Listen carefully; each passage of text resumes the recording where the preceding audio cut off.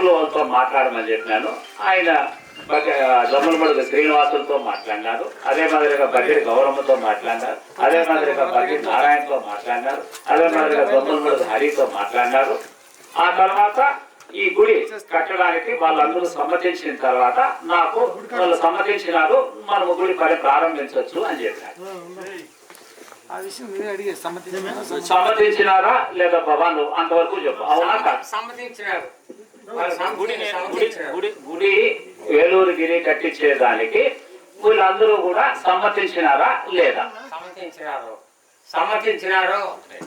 ఆ తర్వాత గుడికి నేను డబ్బులు ఇస్తామంటే మొదట్లోనే 10,000 15,000 ఇస్తే దీన్ని పెట్టుకొని కట్టిస్తా ఉండిపోగా మళ్ళీ ఇది అయిపోయే మళ్ళీ డబ్బులు ఇస్తానంటే ఆ మాదిరిగా కొంచెం కొంచెమే డబ్బులు ఇచ్చి పని అయితే మొదలు పెట్టింది. పని మొదలు పెట్టిన తర్వాత నేను ఒకసారి వస్తే ఈ గుణావర్తముగా నేను తీస్తా ఉంటాము, నువ్వు రాప వచ్చి చూసుకొని పోతే బాగుంటుంది అనేసి అంటే మళ్ళీ వచ్చి చూసి రామస్వామితో గౌరక్కతో మాట్లాడదాము, ఇక్కడ మంచి చెట్లు వస్తే అప్పుడు రామస్వామి బాబా ఉండే, గౌరమ్మ ఉండే, అదే మాదిరిగా జమ్మలమూడి హరినాథం ఉండే, ఇంకా ఊర్లో వాళ్ళు కూడా ఉండే. ఊర్లో వాళ్ళు కూడా ఉన్నప్పుడు దీన్ని చర్చిస్తూ ఉంటుంది. ఇది ఇట్లా ఏడిట్లు వస్తుంది, ఏడిట్లు వస్తుంది. మొదట్లో గుడి ఎలా కట్టాలనుకున్నామంటే మొదట్లో ఇంతకు ముందు ఏదైతే పాత గుడి ఉండిందో 5కి 5 5కి 4 ఏదో చిన్న గుడి ఉండింది కదా, మొదట్లో బండలు ఎత్తింది. మేము బండలు ఎత్తింది ఏదైతే తీసేస్తాం 2 అంకణాలు. ఈ గుడిని అట్లే పెడుతూ చుట్టూ పెద్దదిగా కట్టి దాని పైన కాంక్రీట్ వేసేస్తాము. ఈ గుడి పాత గుడి అట్లే లోపల ఉంటుంది ఉండేటట్లుగా ఫస్ట్ మాట్లాడేది. బాగా కొన్ని విషయాలు గుర్తుండొచ్చు, గుర్తు లేకపోవచ్చు. గర్భగుడి విషయం అప్పుడు రాలేదు.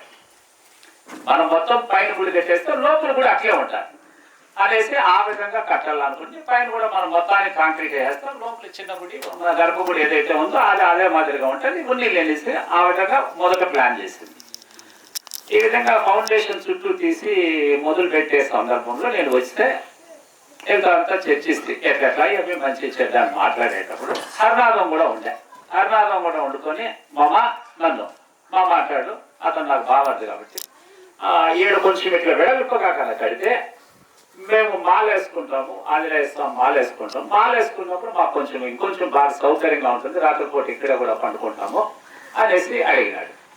నేను రామస్వామి బాబుతో చర్చించి సరే బాబా దీన్ని కొంచెము వెనక్కి కొంచెం ముందరికి జరిపి ఈ మాదిరిగా కడదాము, వెనక్కి జరపల్లా అనేసి అతను అడిగింది. వెనక్కి జరిపినప్పుడు ముందర కూడా ఇంత సైజు జరపల్లా అనేసి చర్చించి అలాంటి ఒక పక్కనే వెనక పక్కనే జరిపి తూర్పు పక్కన జరపకపోతే బాగుండదు అనేసి దానికి అనుగుణంగా చర్చించి సరే ఇంకొంచెం పెద్దదిగా గుడి కట్టేదానికి దానికి ఎంత డబ్బులు అవుతుందో కూడా నేను వండుకొనిందే. సరేప్పా ఇప్పుడు నువ్వు చెప్తావు, నువ్వు మళ్ళీ డబ్బులు కొంచెం ఎక్కువ అవుతుంది కదా, అది ఎట్లప్పా అనేసి అడిగా. నేను అవుతుంది బాబా డబ్బులు ఎక్కువ, పర్వాలేదు బాబా నేను ఇస్తాను, నువ్వు దాని గురించి యోచించేయదు, దానికి ఎంత అవుతుందో కూడా నేను అదనంగా కూడా ఎంత అవుతుందో నేను ఇస్తాను, దాన్ని ఏమి యోచన చేయొచ్చు. సరే అట్లయితే పర్వాలేదు కట్టిస్తాము, అట్లే చేస్తాము అనేసి దాని ప్రకారం కొంచెం మార్పులు చేస్తాం. మీరు గమనించినారంటే గుడి ముందర కొంచెం ఇట్లా ఎక్కువ ఉంది, వెనకాల కొంచెం ఎక్కువ ఉంది, సైడ్ లో తక్కువ ఉంది. మీరు గమనించారంటే మీకు అర్థమవుతుంది. ఎవరైనా పోయి కూడా ఇప్పుడు ఒకరు పోయి చూసుకోరండి. సైడ్ లో ఒక 4 అడుగులు అట్లా ఉంటుంది, వెనకాల ఒక 6 అడుగులో 7 అడుగులో ఉంటుంది, ముందర పక్క ఒక 6 అడుగులు 7 అడుగులు. మేము మొదట్లో అనుకునేది 4 పక్కల సమానంగా ఉండేటట్లు కట్టాలని మొదట్లో అనుకునేది. బాబుకు సరిగా గుర్తుందో లేదో ఎట్లా గుర్తుందో ఆయన చెప్పాలి ఆ విషయము. మళ్ళీ ఎప్పుడైతే వెనకాల హరి పొడిగిస్తే బాగుంటుంది, మేము మాలేసుకున్నప్పుడు పండుకునేదానికి సౌకర్యంగా ఉంటుంది నన్ను దాని ప్రకారం తూరు పక్కగా ముందర పక్క కూడా కొంచెం ఎక్కువ చేసి అందుకోసం చూడండి, కావాలంటే గుడికి ముందర పక్క కొంచెం ఎక్కువ ఉంటుంది, ఎడం పక్క ఎక్కువ ఉంటుంది, ఈ సైడ్ ఆ సైడ్ అంత లేదు. మొదట్లో 4 పక్కల కొంచెం ఎక్కువ ముందు అదే మాదిరిగా వచ్చేట్లుగా ప్లాన్ చేసి ఆ మాదిరిగా పెంచి కట్టేదానికి నేను అంగీకరించిన, దానికి డబ్బులు ఇచ్చేదానికి కూడా నేను అంగీకరించాను. ఆయన అడిగినాడు దీనికి డబ్బులు కొంచెం ఎక్కువ వస్తుంది కదా ఎట్లప్ప అని చెప్పి అడిగినాడు. దానికి ఏముంది రేపు నేను ఇస్తాను అంటే సరేప్ప నువ్వు డబ్బులు ఇస్తానంటే అట్లే కట్టిస్తాను రేపు అని ఆయన కూడా అంగీకరించడం జరిగింది. గౌరమ్మ కూడా దానికి అక్కడే ఉండింది. ఆమె సంతోషము, హరినాథం కూడా హరి కూడా సంతోషం వ్యక్తం చేసినారు. ఆ ప్రకారము డబ్బులు ఇస్తా ఉంటే వీళ్ళు ఇప్పుడు 10,000 ఇచ్చింది నువ్వు అయిపోయి వస్తా ఉంటే నువ్వు మళ్ళీ డబ్బులు ఇస్తే పని బాగుంటుంది. ఆ మాదిరిగా పనికి జరిగే ముందుగానే డబ్బులు ఇస్తా ఉంటాయి. 10,000 15,000 ఆ మాదిరిగా డబ్బులు ఇస్తా ఉంటాయి. నేను ఒకసారి నేరుగా వచ్చినప్పుడు ఇస్తా ఉంటే లేదా ఎవరి ద్వారా ఆయన చేరేటట్టు పంపిస్తామంటే, లేదా పుగనూరులో పలానా చోట ఇచ్చిన తీసుకొని ఒక్కో సందర్భంలో ఒక్కో రకంగా కూడా జరిగింది. అవునా కాదా బాబా? అవును అవును, అట్లే జరిగింది. రైట్.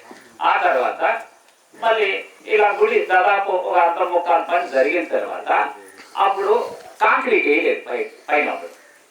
ఆ సందర్భంలో మళ్ళీ ఒకసారి వచ్చినప్పుడు చర్చ జరిగింది. ఏమనేసి, ఇప్పుడు మనం గుడంతా కొత్తదిగా కడతా ఉన్నాము, బాగుంటుంది, మధ్యలో ఇది గర్భగుడి కొంచెము రాళ్ళతో కట్టి బండలు ఎత్తి ఉంటే ఇది కొంచెం అంత ఒకటిగా అంత అంగుగా అంత అలంకారప్రాయంగా అంత బాగుండదే అనే చర్చ వచ్చింది అనేసి చర్చ వచ్చింది. ఆ చర్చ వచ్చినప్పుడు చర్చించి ఒక మాట చెప్పిన, బావా పాత గుడి మనం మొదట్లో అయితే గర్భగుడి అట్లే పెట్టేటట్లు నేను చెప్పింది, మీరు కూడా దానికి సమ్మతించండి. లేదంటే పాత గుడి మార్చాలన్నా నాకు కూడా మనసులో లేదు, దాన్ని మాడిఫై చేయాలని దాన్ని తీసేయాలని నాకైతే మనసులో లేదు.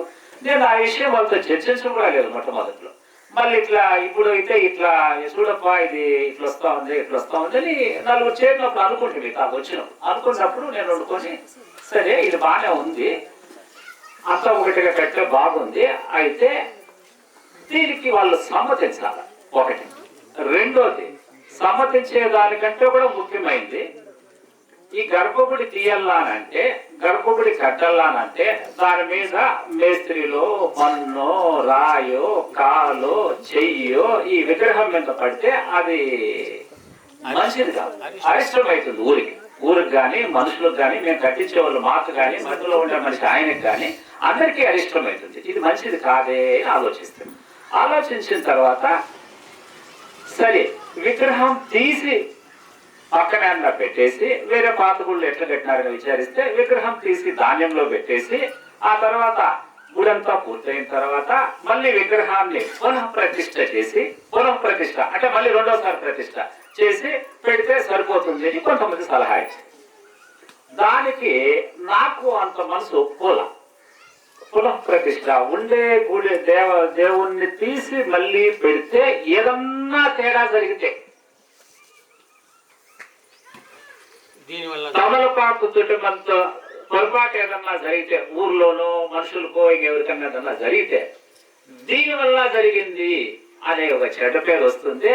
అయ్యో అట్లా చేసేది నాకు మనసుకు రావడం లేదు అని కూడా నేను చెప్తే, మళ్ళీ దీని మీద కొంత దర్శన పరిచయలు అయితే జరిగినాయి. నువ్వు విచారించుకోవాలి ఆయనకి చెప్పడము, లేదా నేను విచారించడము, లేదా ఆయన గౌరమ్మకు చెప్పడము, గౌరమ్మ హరికి చెప్పడము, లేదా ఇంకా ఎవరికన్నా తెలిసిన వాళ్ళకి ఎవరిన స్వాముల్ని ఆయన బాగా అడగడమో నేను అడగడం, ఇవన్నీ చర్చలు అంతా జరిగినాయి. ఈ చర్చలు అంతా జరిగిన తర్వాత ఒక స్వామి వండుకొని ఒక మాట చెప్పా నేను మాట్లాడేటప్పుడు, ఈ మాదిరిగా తీసి ధాన్యంలో పెట్టి మళ్ళీ పునఃప్రతిష్ఠ చేయాలని. పునఃప్రతిష్ఠ చేసేది నాకు మనసుకి ఈ కారణం వల్ల మరి ఏదన్నా పొరపాటు జరిగితే దీనివల్ల ఇదేదో కొంచెము బాగుండదు గప్ప అనేసి అంటూ ఆ స్వామికి నేను ఒక మాట చెప్తే, స్వామి దేవుణ్ణి తీసి ధాన్యంలో పెట్టి కట్టచ్చున బాగుంటారు కదా, మనం దేవుణ్ణి ఆన్నే పెట్టి ధాన్యంలో మూసేస్తే కంప్లీట్ గా కింద నుంచి పై వరకు మొత్తం మూసేసి చుట్టూ ఇటుకలు పెట్టి ధాన్యం పోసేసేదో, లేదా ధాన్యం ఖర్చులో పోసే మాదిరిగా చేసి పైన కూడా ఒక అడుగంతో అట్లా ధాన్యం పోసి చుట్టూ ఒక అడుగంతా అట్లా ధాన్యం పోసేసి దాన్ని కవర్ చేస్తే దాని మీద ఎవరు కాలు చెయ్యి మన్ను గన పడదు.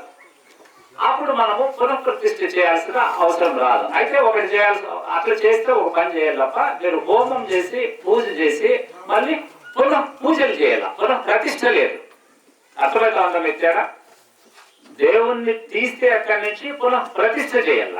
దేవుణ్ణి తీకన్నా ఇట్లా ధాన్యంలో కన్నా ముంచితే పునః పూజ ప్రారంభించాలి. అంటే మళ్ళీ పూజలు 40 రోజులు 50 రోజులు నెలలో 2 నెలలు ఎన్నాల్లో మీరు పూజలు నిలిపేస్తారు కదా, మళ్ళీ పూజలు ప్రారంభించాలా అనేసి చెప్పారు. దాని మీద మళ్ళీ వీళ్ళతో చర్చిస్తే వీళ్ళు అవునా అట్లనా మేము వాళ్ళతో మాట్లాడతాము గమ్మలగూడెం శ్రీనివాసులతోనే. గమ్మలగూడెం శ్రీనివాసులతో మాట్లాడి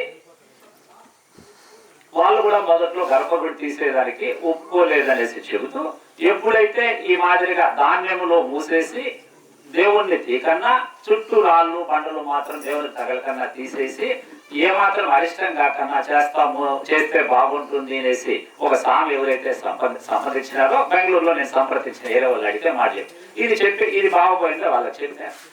ఏమీ అరిష్టం లేకన్నా ఏమి చేసేట్లు అంటే చేయమని చెప్పండి అప్ప, ఇంకా కొంచెం బాగానే ఉంటుంది కదా గుడి అనేసి వాళ్ళు సమ్మతించినారు.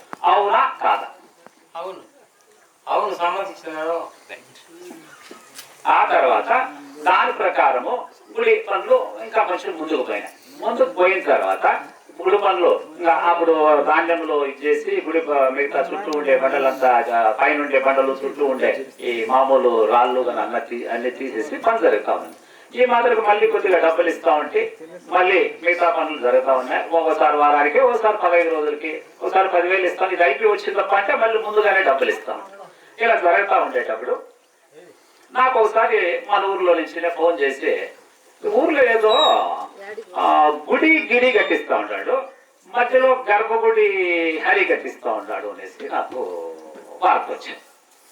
వార్త వచ్చినప్పుడు నేను ఫోన్ చేసి లేదు అట్లేమి నాకు తెలియక అట్లా జరుగుతుంది, నేనే కదా మొత్తం డబ్బులు ఇస్తా ఉన్నాను, అట్లెందుకు జరిగింది, అట్లా జరగలేదే, ఇదేదో తేడాగా ఉంది, ఇదేదో పొరపాటుగా ఉంది, నేను రామస్వామితో మాట్లాడతాను, ఆయన కదా ఈ బాధ్యత అప్పగించింది అనేసి ఆయనతో నేను మాట్లాడినాను. ఏం బావా ఇట్లా అంటా ఉన్నారంట ఊర్లో, ఇది నిజమా కాదా అంటే ఆయన అర్ధ మనస్సుతో ఎందుకు అట్లా చెప్పినాడో అది ఆయనకు తెలియాలా, అది ఆయనే చెప్పని కొంచెము అవును కాదన్నట్లుగా కొంచెము నసగత కొంచెం ఊకొట్టినాడు. అవును అనే లెక్కలో ఊకొట్టినాడు, అవునప్పా అనే లెక్కలో ఊకొట్టినాడు. ఇది అవునా కాదా? మళ్ళీ తర్వాత పాయింట్ వచ్చినాం. అవును అవును కరెక్టే. ఆ తర్వాత నేను అవునా బాబా ఇట్లా జరిగిందంటే సరే బాబా నేను ఇంతగా గుడికి మొత్తానికి డబ్బులు ఇస్తాను మొదటి నుంచి నేను చెప్పి కట్టిస్తా ఉంటే ఈ మధ్యలో నాకు తెలియకన్నా మీరు ఇది చేయడం ఇది మంచి పద్ధతి కాదు, ఇది కరెక్ట్ కాదు, నాకు మనసుకి బాధ కలిగింది. ఆయన కొంచెం నిష్ఠూరంగా కూడా ఆ రోజు మాట్లాడినానే లేదా బాబా మాట్లాడినా నిష్ఠూరంగా కూడా నేను మాట్లాడినాను. ఇది కరెక్ట్ కాదు బాబా ఇట్లా చేసింది కూడా నాకేమన్నా ఉంటే చెప్పి నేను సమ్మతిస్తే అట్లా చేయాల, సమ్మతించకపోతే దానికి ఎట్లా చర్చించుకొని పరిష్కరించుకోవాలి, ఆ పద్ధతిలో పోవాలనేసి చెప్పి ఆ తర్వాత నేను ఇంకా డబ్బులు ఇవ్వను బాబా, నువ్వు పని నిలిపేసేయి, ఇదేదో తేడాగా ఉంది, ఇట్లా కట్టించేది నాకు ఇష్టం లేదు అని కూడా చెప్తే అవునా కాదా బాబా? అవును అవును. ఆ తర్వాత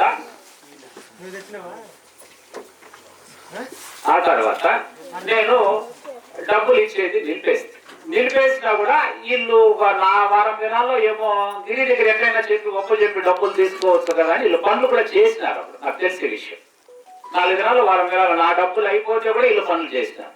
మళ్ళీ దాన్ని కొనుక్కొని నువ్వు ఈ డబ్బులు ఇయ్యాలప్పా అని అడిగి సరే ఈ డబ్బుల వరకు కావాలంటే నేను ఇస్తాను, నువ్వు మళ్ళీ పని నిలిపేస్తానంటే ఇస్తా, లేకపోతే ఇయ్యనని కూడా చెప్పాను. నేను ఇప్పుడు నిలిపేయమన్నప్పుడు నిలిపేయకన్నా నువ్వు మళ్ళీ 4 దినాలు వారం దినాల్లో పని చేయించినావు, నాకు ఇష్టం లేదు ఇట్లా మరి చేసేది అంటే నువ్వు మళ్ళీ ఇప్పుడు దానికి డబ్బులు అడుగుతా ఉన్నావు, దీని వరకు నేను డబ్బులు ఇస్తా. దాన్ని కూడా 2 సార్లు అడిగినాడే, దీని వరకు డబ్బులు ఇస్తా, ఫస్ట్ నువ్వు పని నిలిపేయాల, మళ్ళీ నేను ఇస్తాను కదా అనేసి నువ్వు పని పొడిగా లేదప్పా ఇప్పుడు ఇంకా కూలోళ్ళు అడుగుతా ఉంటారు, వాళ్ళు దుడ్లు ఇచ్చే దీని వరకు ఇచ్చి అట్లా కూడా నువ్వు నిలిపేయమంటే నిలిపేస్తాము అనేసి ఆయన చెప్పినాడు. ఇది అవునా కాదా? అవును అవును. ఆ తర్వాత ఆ 4 దినాలకు వారం దినాలకు కూలోళ్ళకి ఏదో ఇవ్వాల్సి వస్తుంది కదా, నేను డబ్బులు అప్పుడు మాత్రం నేను డబ్బులు అడ్వాన్స్ గా ఇవ్వలేదు, నిలిపేస్తే నేను ఇచ్చింది అయిపోతే కూడా వీళ్ళు పని కొన్నాళ్ళు చేసినారు. దానివల్ల నేను అప్పుడు కొంచెం విధానం చేసిన డబ్బులు నువ్వు పని నిలిపేస్తే ఇస్తా, లేకపోతే నేను ఆ డబ్బులు కూడా ఇయ్యనని చెప్పాను. అంటే దానికైనా సరే లేప్ప నువ్వు నిలిపేమంటే మేమేం చేస్తాము, మేము మాత్రం ఏం చేసేదానికి అవుతుంది అని నిలిపేస్తాను లేప్ప అని చెప్తే అప్పటి వరకు ఆ కూలీలు కాదు ఆ డేట్ వరకు ఏం జరిగిందో దాని ప్రకారం నేను డబ్బులు ఇచ్చేసాను. వాటికి సెటిల్ అయిన తర్వాత నేను ఇంకా గుడి కట్టను, నేను కట్టించాను. ఇదేదో తేడాగా ఉంది, ఈ మాదిరిగా ఇంత జరిగిన తర్వాత నాకు తెలియకుండానే ఇట్లా జరిగిన తర్వాత నేను కట్టను. ఒకటి ఏమి హరి డబ్బులు పెట్టినాడు అని మీరు అంటా ఉన్నారు కదా, ఎంత పెట్టినాడో అడగండి, ఆయన డబ్బులు నేను ఆయనకి ఇచ్చేస్తాను.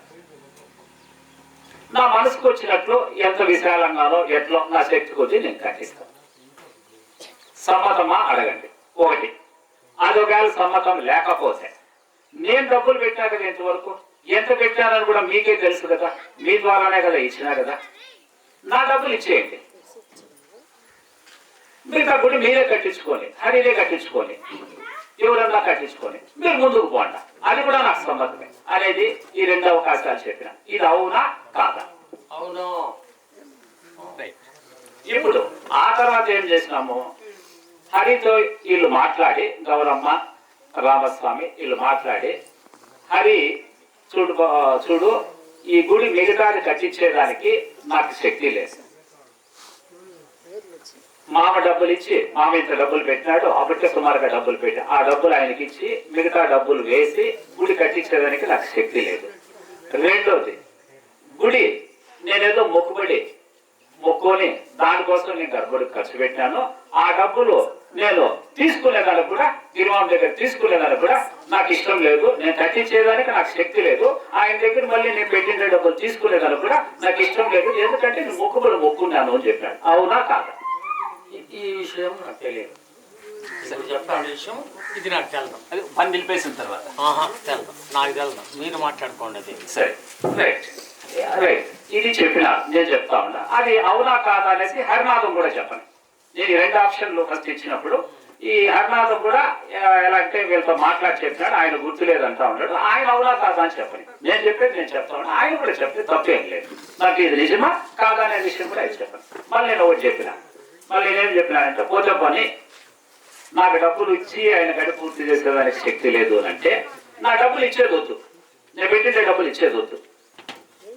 ఆయన్నే మిగతా దానికి ఎంత కావాలో అంతవరకు పెట్టినా గురి పని పూర్తి చేసుకోమని చెప్పుకుంటే, నా డబ్బులు కన్నా ఇస్తే ఆ డబ్బుల జೊತೆకి ఇంకొంచెం డబ్బులు వేసి ఊరికి ఏదైనా ఒక మంచి పని చేస్తా, ఒక సత్రం కట్టేదో లేదు ఇంకొక ఊర్లో ఇంకో పని చేసేదో చేస్తా. డబ్బులు కన్నా ఇవ్వకపోతే కూడా నాకు ఇవ్వకపోయినా పర్వాలేదు, నా మనసుకు వచ్చింది నేను చేస్తా ఏదో ఒకటి. మిగతా డబ్బులు నాకు కట్టి గుడి పూర్తి చేసుకోమని చెప్పుకున్నాను. దేనికి కానీ అంగీకరించకుండా నన్ను పంచాయతీకి కూర్చొని నేరుగా సమక్షంలో మాట్లాడదాము అని పిలిస్తే అవునా కాదు ఆ తర్వాత దాము దగ్గరికి పోయి చేసినారు. అప్పుడు దాము ద్వారా చెప్పిస్తే నేను వింటాననేసి గౌరమ్మ రామస్వామి వీళ్ళు దాముతో మాట్లాడి నాకు ఫోన్ చేపించింది. అవునా కాదు? కరెక్టే. నాకు ఫోన్ చేపిస్తే నేను ఒకటే చెప్తే, నేను రాను, నేను వద్దని అన్నా కదా, మీ ఇష్టం వచ్చినట్టు మీరు చేసుకుని నా డబ్బులు కూడా వేద్దండా, దాన్ని నేను ఇంకా దాంట్లో నేను జోక్యం కలుగ చేసుకుని తేడాగా పోతా ఉంది అనేసి నేను కొన్నాళ్ళు దాదాపు 6 నెలలు పైన పని నిలిపేస్తుంది. అవునా కదా బాబా? అవునా కదా బాబా? అవును, నిలిపేస్తుంది. ఈ మధ్యలో ఈ చర్చలు ఇవన్నీ జరిగాయి. ఒకసారి ఒక డేట్ నిర్ణయించి, ఒక తేదీ నిర్ణయించి నన్ను బకిడి గోపాల ఇంటికి పొంగునూరుకి రమ్మని చెప్పి ఆడ కూర్చొని మాట్లాడదాము.